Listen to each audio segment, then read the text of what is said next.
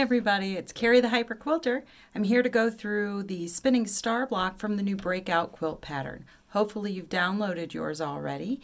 It's free for a limited time, and then eventually it'll be in my shop for sale, which I'm working on. So stay posted. I want to walk through the spinning star block specifically because it has some partial seams in it, and I know they scare some people, and I really don't want you to be scared of them. It's really the easiest thing in the world. So I'm going to walk through it and show you how I do it, and hopefully that makes it a little less scary, and you'll try it too because it's a really great block and it goes together to make such a great quilt. So let's get started. Okay, first thing I want you to do is I want you to set yourself up for success. I want you to make sure that you are able to sew a true 1/4 inch seam. Now that may be a scant 1/4 inch or whatever. I don't care how big your seam is as long as your piece measures correctly. And in order to determine that you're sewing the right amount, what I want you to do is I want you to take 3 strips of different colored fabric, 2 of one of another, whatever, just so it's easy for you to tell the difference. I have this nice little combo here that I was able to just do from some scraps. I cut them each 1.5 inches wide. I was very, very careful with my cutting because I want it to be as true as it can be. The next thing I do is I measure my, it's gone. I measure my 1/4 inch just to make sure that my needle's in the right position. You can do it with a ruler. You can do it with a piece of graph paper, 1/4 inch graph paper, piece of 1/4 inch lined ruled paper, whatever you have handy. Put your needle on the 1/4 inch. Make sure that the edge of whatever it is lined up where you're lining up your fabric. Next, I want you to sew together the 3 pieces, okay? Once you've sewn them together, go ahead and press them the way that you would press them. I pressed them so that the center was going out. And afterwards, once it's cooled down so you don't stretch anything, and remember to press, not iron. So that's going to be really important in this block too, is you're going to have to be very careful with your pressing so that you don't get things all warped out of position. That's really easy to do. It's not the end of the world, but it makes things a little more complicated when you're putting them together. So what I want you to do is go ahead and press it and let it cool.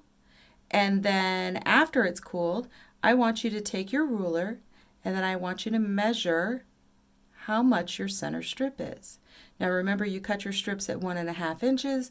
If you have perfect 1/4 inch seams, this center block should measure no more or no less than 1 inch. If you have it a little off, go ahead and move your needle position, or if you can't move your needle position on your machine, go ahead and adjust where you're lining up for your 1/4 inch. Remember that the type of fabric you're using can cause it to be off by a thread or two. If you're using a different weight thread, that can cause it to be off a thread or two. And that thread or two it adds up. It gets complicated as you go along, especially with a block like this. So go ahead and do that before you start with this block, and it will save you a lot of headaches. All right? Now, the next thing is when you've cut all your pieces for your block, you might have noticed in all my pictures and everything, I had the silly little paper templates that I gave you in the pattern that I printed out. Although I cut most things from the cut sizes in the cut list, there were a lot of, because mine's all scrappy, everything is from my scrap bins, and not always could I get that big block where I needed to have my biases along the outside. So because of that, I use the templates to move things around and be able to get my biases where I wanted them to, and get precise pieces. Also, I use then my templates to make sure that I knock off my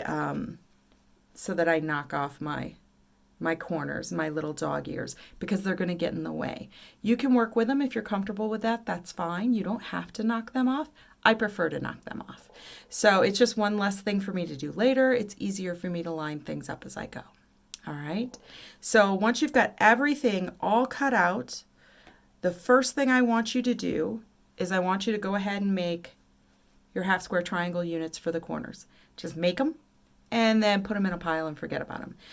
You can make them 2 at a time. You can use the templates and cut them and make them that way if you would rather. It really is up to you, the method that you choose. The yardage I calculated figures in the 2 at a time method. So it gives you that little extra because I like to trim down mine to fit. These I made from template triangles. I didn't do them 2 at a time because I was only making 2 blocks worth to do for the demo.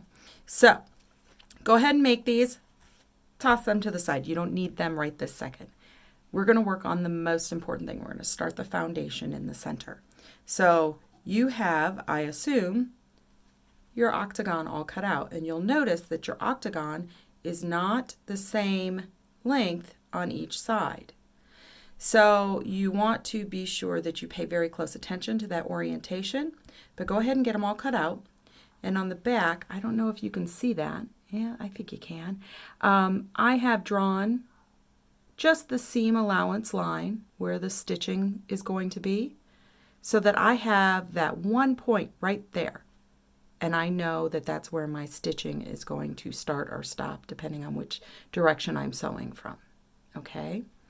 Now, take all of your pieces and lay them out in order for the center. I'm going to move the camera now so we can talk about it. Okay, as you can see, I have all of my pieces laid out in the order that they go. So I get a pretty good idea of where we're going and what we're going to do. We're going to start by taking the octagon, which is piece C, and we're going to sew a long side on first because that's the easiest one to leave partial seamed as we go along. So that means that I am going to use my D pieces. My D pieces all go on the long side and my E triangles all go on the short side. And you also have in your templates, there's a handy little diagram that shows you where all of them go. So it should be easy to keep track of. I still, even though I've made a gazillion of these blocks now over and over again, I keep this card here so I remember everybody's orientation and which letter is which. All right, so that's a handy tip as well. All right, so we're going to start sewing. So I recommend all the pins. I don't like to pin things unless I have to, but this is so much easier if I pin. Now, as you see, because I knocked that dog ear off, I'm going to be able to line things up really nicely. And I'm going to sew from this side. So I'm going to pin from this side. And I just want to make sure that it all lines up nicely. And I'm going to put a pin right at the intersection of these two lines. And that is where I'm going to stop sewing. Okay? So now I'm going to take that's where I'm going to start sewing. I'm going to start sewing right there because that's the direction I'm going to feed it through my machine.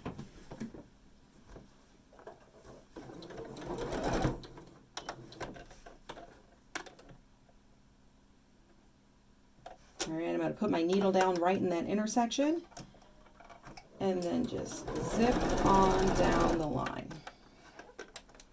Now, I'm not going to run to the iron every time that I finish a seam for these centers. Even when I was chain piecing everybody, I just let it all chain, did each step, and then came back and then opened it up by finger pressing. Okay. Now, I'm just going to gently finger press that open. That's enough for now. We'll iron everybody when it's all done. Now, I've got a nice straight line here. And on this straight line, I'm going to take the next piece, which if I put this back, you can see it's going to be this E piece right here. So I'm going to put this E piece on. I'm going to line it up in the corner here. And I'll show you another way after we get the next piece on that you can see that you're lining it all up right. And then I'll put another pin down here and zip that through.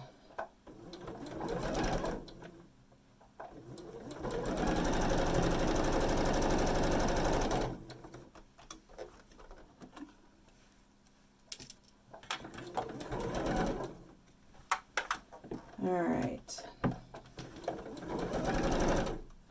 Now that I've got that piece on, I'm going to open it up, finger press that in place, and you'll see that I've got a nice line here each time.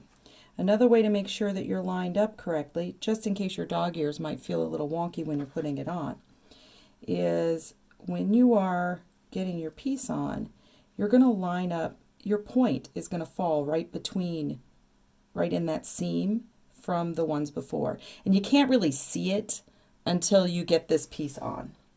Once you have the first two pieces on, it's just an extra visual clue to make sure that you're going the right way so that your block ends up the right size as you're going along. All right, sew this bad boy down.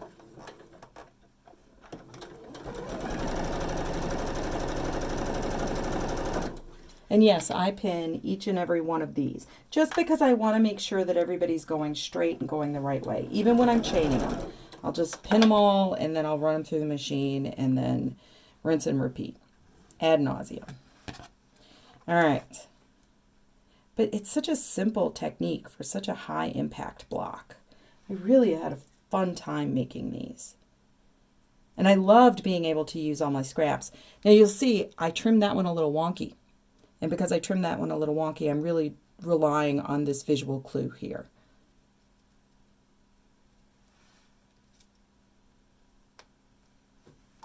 All right.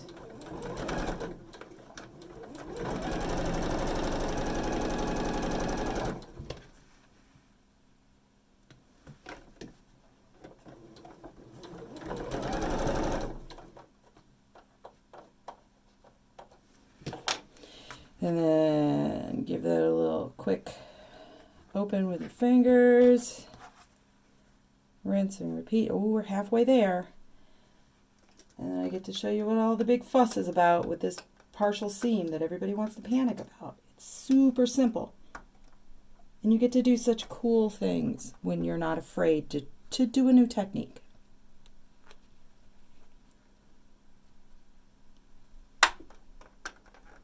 All right.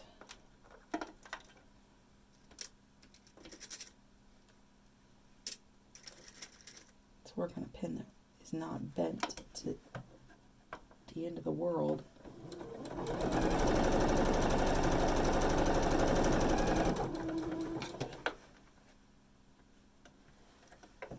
All right. Another one here.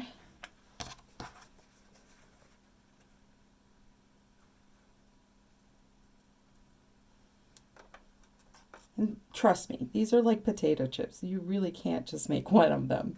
Once you make one and it comes out right and you're just going to be so pleased with yourself, you're going to have to make more. It's a great pattern like that.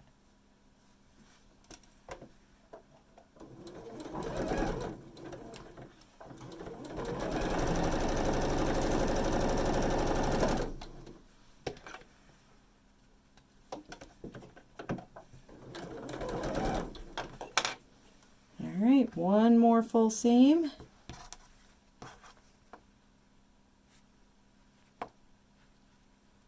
Still using this point as a good reference right there in that seam, how it points right in there. If I do that, everything lines up pretty good all the way around.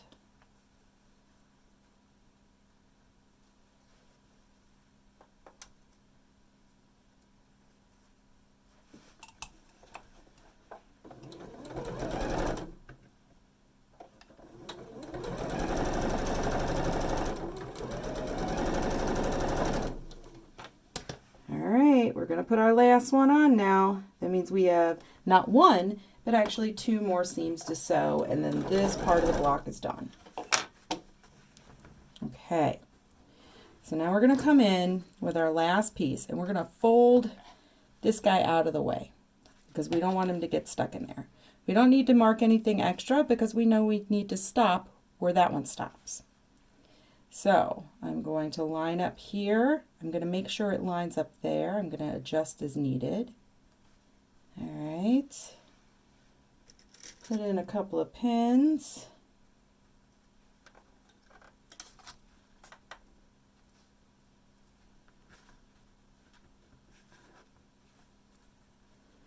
And I always like to put a pin right where I have to start or stop. And I'm going to sew it from the other side. I'll just be careful with my pins. All right, I'm going to sew it from this side. That way I know exactly, because you know I do still have these markings here. I can much more clearly see the stitching on this side. So even if I didn't have a mark there, I can see where I need to stop.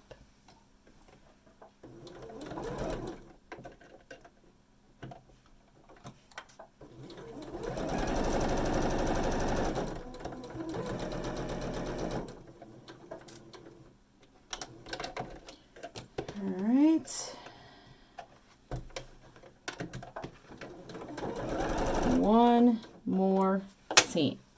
Okay, I'm gonna finger press this guy open too, and then I'm gonna fold this down all the way. Now I'm going to go ahead, put that where it needs to be, check my point of this piece in this seam line again, so that I make sure everybody's lined up right, everything's going nice and straight. And I'm going to go ahead and pin that in place. Now this time I'm not going to worry about stopping there. I'm actually going to go over this line of stitching by a couple of stitches. That helps to secure everything because I did not back stitch there. I like having a little wiggle room if I have to pop a stitch out because I didn't leave myself enough room or something. So I'm going to go ahead and I'm going to stitch all the way in by just a couple of stitches here, maybe 4 or 5, so that I don't hit in here where it's going to get bunched up. You'll see what I mean when you start sewing it. All right, I'm going to sew it from this back side again so I can see.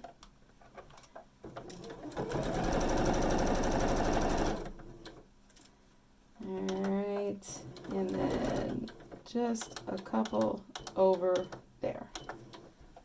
All right, let's get this bad boy out of here. Okay, at this point, you're going to take this to your ironing board and you are going to iron it. Now, when you do press it, I want you to make sure that you keep all your seams swirled around nice and flat. Everybody goes away from the octagon, so that means it's going to go all the way around. Once you've got that done, I want you to take it and double check it for size and clean up the edges. You should have to trim off just a wee little hair here and there all the way around. The measurement, the size that you need to trim it to is listed in the pattern. I'm not going to give sizes or anything in the video because I'm going to leave it up even after the pattern is for sale. So you're going to put your ruler on and you're going to trim side, top, and then you'll spin this all the way around. So now you have this side and this side under your ruler, and you can trim side, top, and then do it with your E-pieces the same way. It trims up beautifully. Everybody's wonderful. I'm not going to trim that now because I have waiting everything. So I have my centerpiece. Everybody's all pressed and all done. Before you do anything after that, you're going to take all your other pieces and lay them all out according to your diagram, remember? And you can even color the diagram or whatever you need to do. Make one for each color group block you're doing, however you need to do it. But know that it's easy to set up. You just need to remember that your biases are important, which direction they're going. It's intentional that some are with the bias on the long side and some are with the bias on the short sides. So keep everybody straight. Make sure you cut out the pattern according to which way the bias goes, and you should be fine. Now lay it all out and then take it and sew together your half square triangle with an A unit and your background B with your B from the star unit. And you're going to sew all of those together all the way around. Once you have all of those sewn together, we're going to do the very same thing again. And it wouldn't matter as much which side you started with. I, however, find it easier to start with a non-bias side, so I'm going to start with a corner unit. So I'm going to attach a corner unit to the top of this here octagon. And I'm going to do something super funky because I am not going to mark where my seam stops. Because now underneath I have all these other seams that tell me where I should stop. All right. So once I've got this guy on, and again, this is going to overlap on this side. Once we get a few pieces on, you'll really see it. But this should overlap this by like a 1/4 inch. Because that's just the way it all shakes out. All right.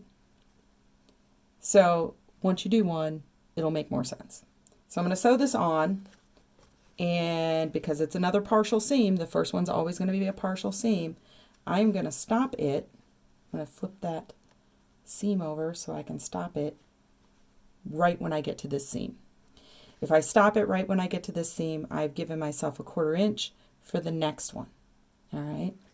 So, and again, I'm going to start there, not stop there, because that's just easier.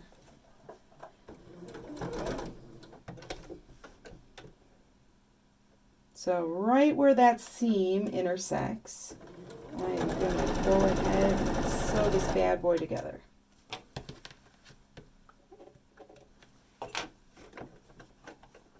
So just like before, I'm going to work my way all the way around the block. I'm going to finger press. I'm not going to take it to the ironing board for each seam because that's just a lot of horse hockey, like they say, and I don't want to deal with it. And it keeps my seams from getting all stretched out too. There's that. So use that visual clue again and give yourself a couple of pins. Make sure everybody's lined up nice. Your seams are all out of the way.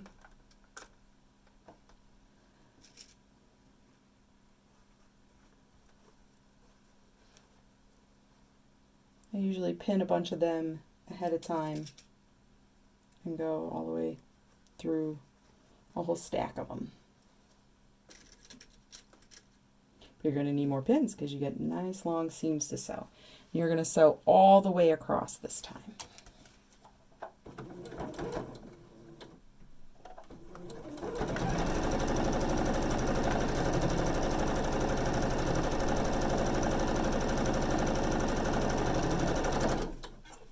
All right.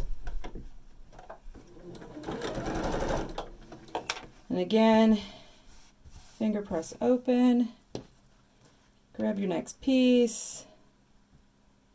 You get to sew all the way across. You've got an even better visual clue now because you have this seam here that you can kind of nest these guys up together at the bottom. And I'll start doing it from there by nesting those two together and then pinning it at the top.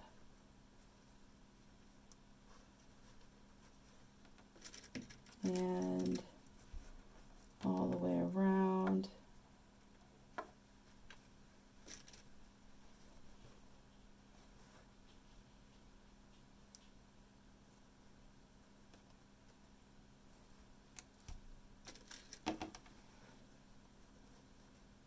And you can nest these two seams together too, so that you're sure that you don't lose a point there in the on the end.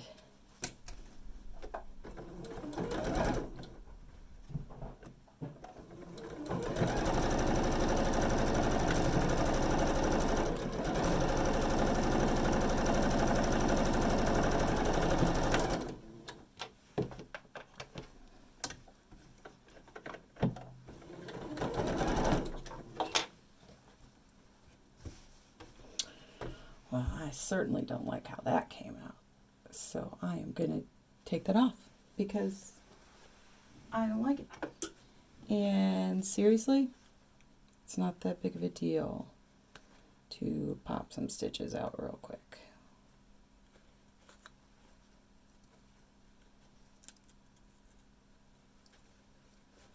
Because if we don't unsew, who are we?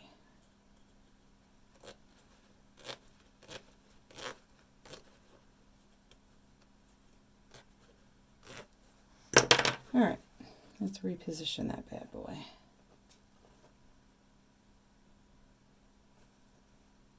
And yes, I would be more fastidious about picking all of those out, but I don't want to, you know, make you wait for that. That's not nice.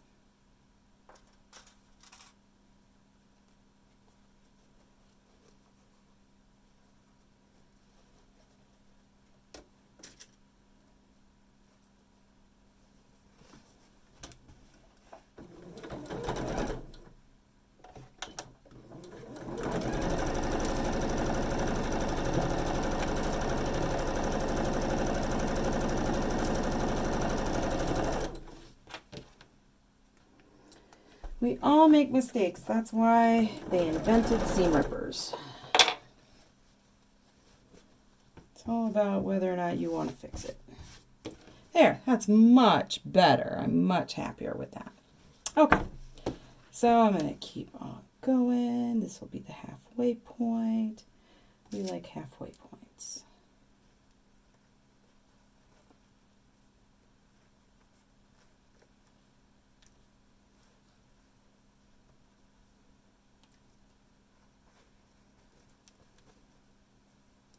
It's a good thing we got lots of time on our hands right now, right? Now that I'm getting this video done, I've got a million UFOs I get to work on. Sorry it took so long. I had to make a quick trip out of town before we felt it was no longer safe to do so. Got that done and done. And now I am home for the meanwhile. I don't know how long that's going to be. I don't think anybody does. But we do what we do, right? It's not like we don't have things to work on at home. There's always something. Goodness knows I've got a box of things. I think maybe I'll catch up with my Moda blockheads. Maybe quilt a couple of quilts, because I got plenty of those to do. Maybe bind some of the quilts that I have that are quilted. That's probably a good idea too. I've got 3 patterns I'm in the middle of writing, but I had to quick write this one because it wasn't that hard. And I love it. I was so excited making this block. That's why I like to do participate. Oh, Ruth, don't fall. Oh, no. I saw that. Deadpool pushed you over. Let's move you over here away from him. He's temperamental.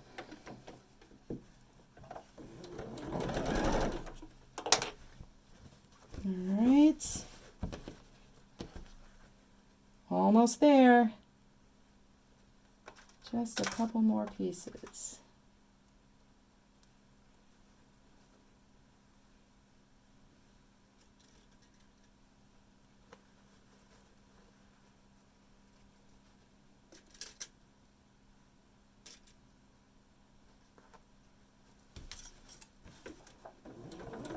Really, this is just the same process you did with the inner octagon. You just have bigger pieces. But it's all the same. There's nothing different about this.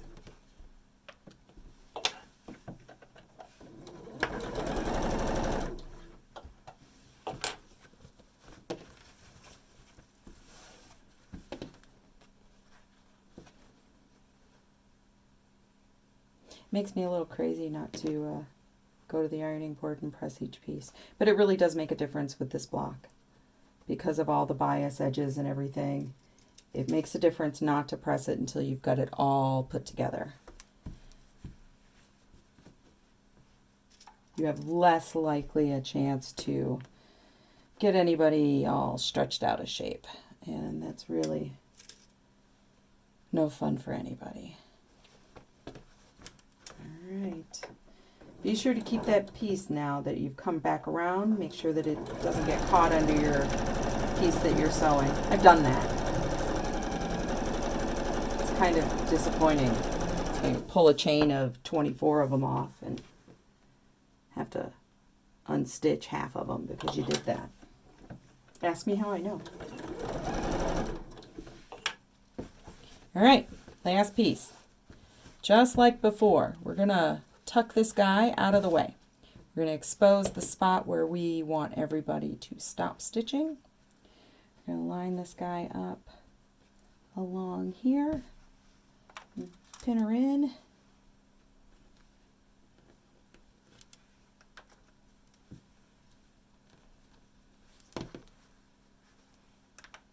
And we're going to, right where that seam line is under here, that's where we're going to start stitching. So we didn't have to mark anything. We've got good visual clues. If you feel more comfortable marking, please go ahead. Nobody's going to be mad at you. You do it your way. I'm all about doing it the way that makes it easiest for you. All right.